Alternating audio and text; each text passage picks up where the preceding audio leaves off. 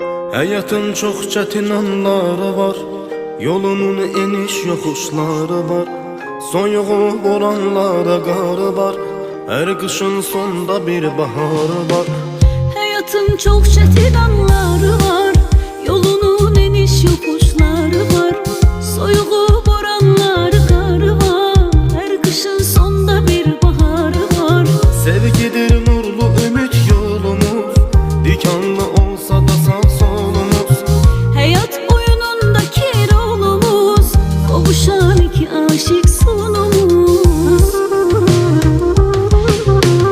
Birazca səbr elə canım mənim, qarşıda sənlə gözəl